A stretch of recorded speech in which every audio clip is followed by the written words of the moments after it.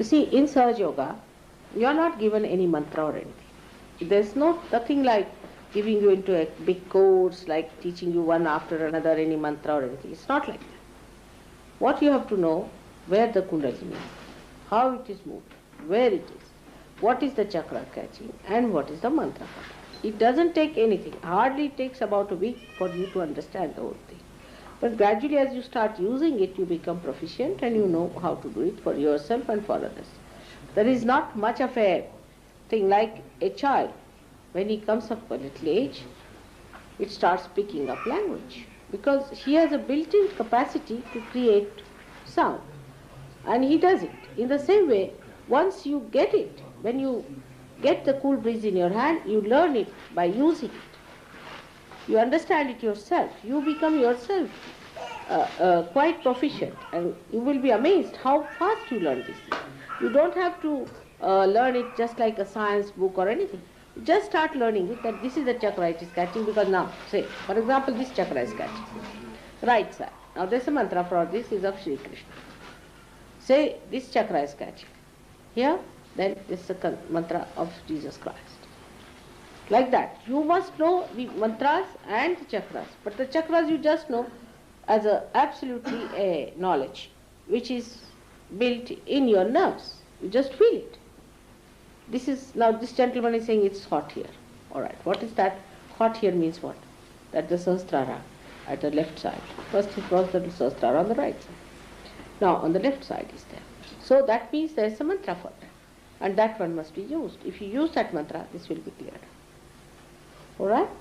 That is how you have to know. And that's why I said it takes time for people sometimes to establish, because first you have to know it and then use it. Come along. Are you come for the first time? Alright, come along. Come along this side. So it is not a difficult thing. It is not at all a difficult thing to learn. It's very easy.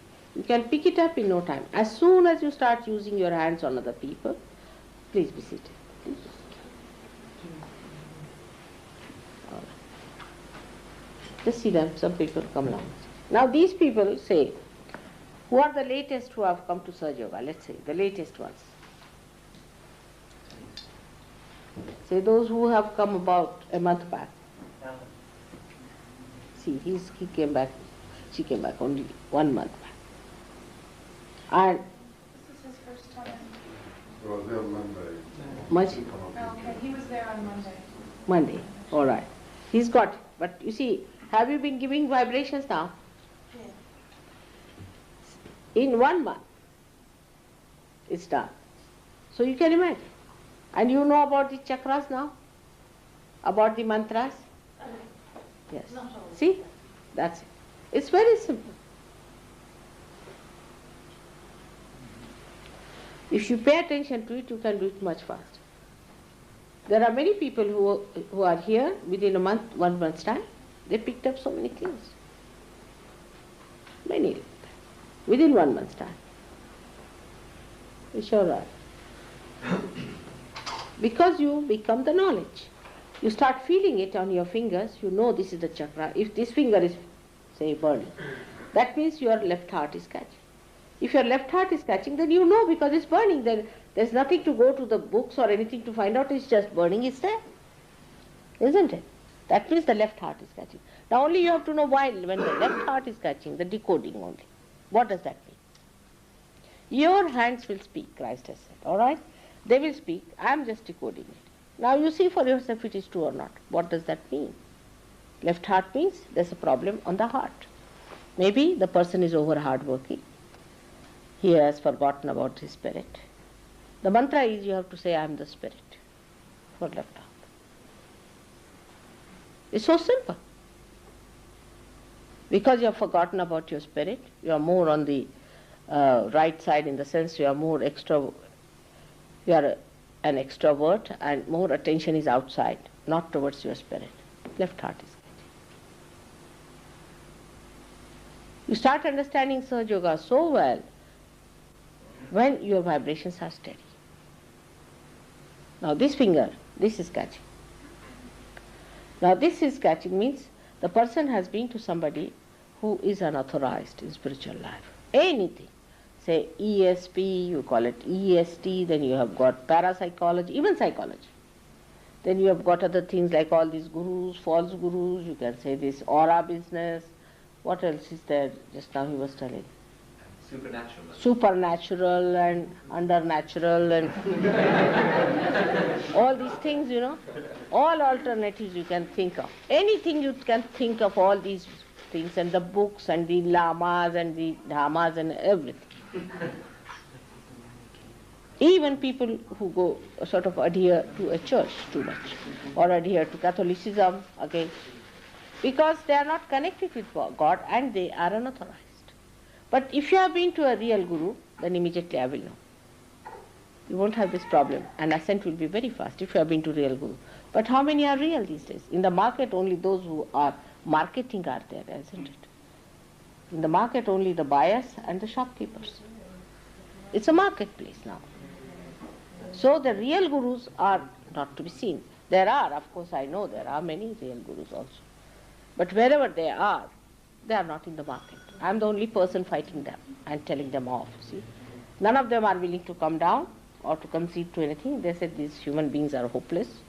They said 12 years you work for them, then we'll come down. They want me alone to fight the whole thing. Doesn't matter.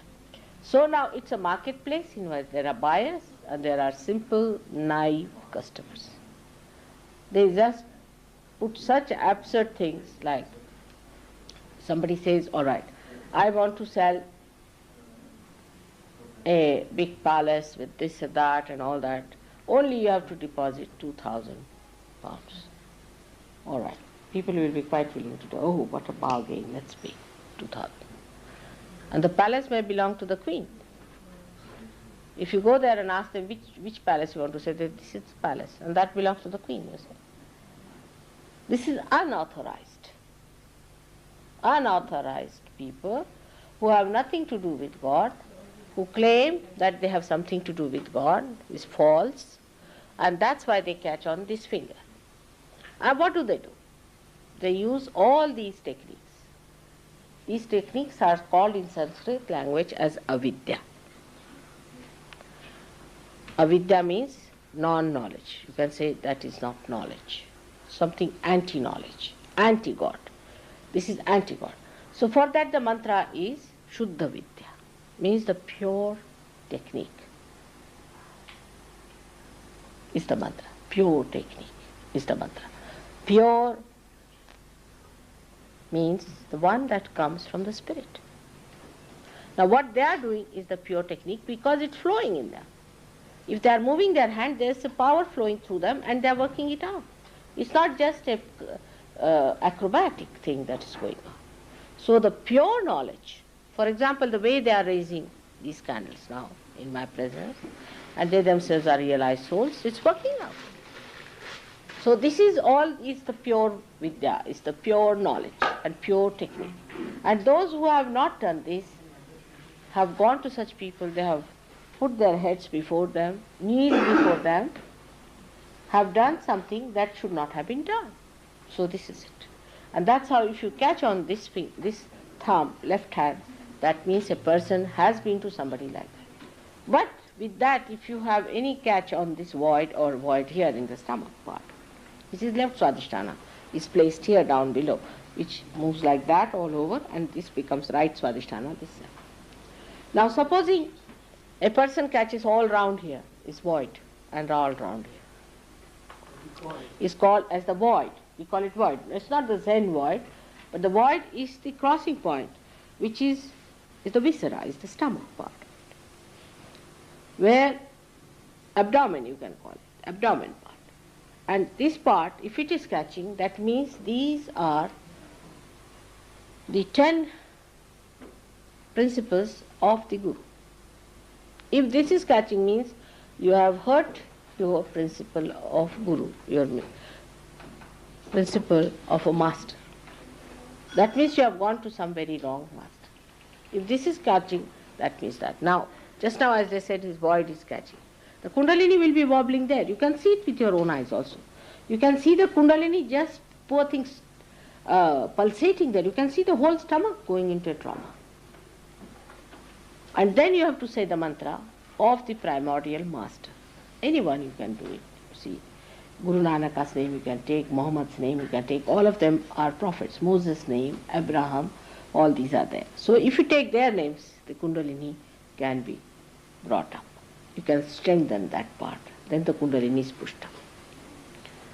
So all these so-called yogas, also like physical yoga. Now in the physical yoga, you will catch this finger, this one, and this finger. This ring finger here, and this finger. This is heart. Means you are paying too much attention to your physical thing. Anybody who is working also physically too much can also catch this. Plus this. Because when you go into action too much, also, as a result of that, the fumes of your action create your ego. This is one of the biggest problems of the West, you see. They are not aware that they have a ego. But after realization, they start seeing the balloon floating like this. They see that, and then they come and tell me, Mother, I am catching on my right arm. It's a very delicate stuff. You can't tell anybody you have got ego. You have it, you see. So you have to be very careful when you are talking to them. But actually, so many people felt there is ego in them, so they took to. Even people, when they feel they have too much ego, they take to alcoholism because they are frightened of themselves. They can't just bear. They want to escape that. So people are quite conscious. But after realization, it becomes a complete understanding, because you start feeling a little pain sometimes in this finger, you feel a pain here, and you know that you have got this Mr. Ego just coming up. So then you know how to twist it and take it out. How to bring it out. So you start understanding yourself and you start understanding others. I don't have to tell. You know yourself. Now we have certain things like we use vibrated water for clearing your void. Now what is vibrated water? It is nothing that but these divine vibrations are put into it. And they go and start bombarding that area and try to improve it. We have cured so many people of stomach cancers and all those things with it. Even we can cure what you call blood cancers and things with Sahaja Yoga. So many have been cured. You can cure. You can do it. No problem. You can do it. But what one has to do to be steadily moving about with Sahaja Yoga. Now for example, you have a conception about Christ. Say for example, you have. Now that conception may not be the real conception of Christ. May not be. Maybe. So keep your eyes open. Now what I say in Sahaja Yoga, you can verify it. But do not deny it. First verify it. Supposing you go as a scientist, you have to go and see for yourself, isn't it? You just don't deny at the gate, no, this cannot be true. Because whatever you know is your own conception. Get inside. All right. Now when you get inside, keep your eyes open and see for yourself. And then once you start seeing it, that's the best way, is knowing. Because what you see is through your vibratory awareness. For example, now you want to ask a question, say, Mother, is there God? Just ask a question thrice and you'll find the vibrations will increase. It's a fact. But if you ask about TM, you may get even burning. Vibrations will stop. Better ask about God so that we have vibration.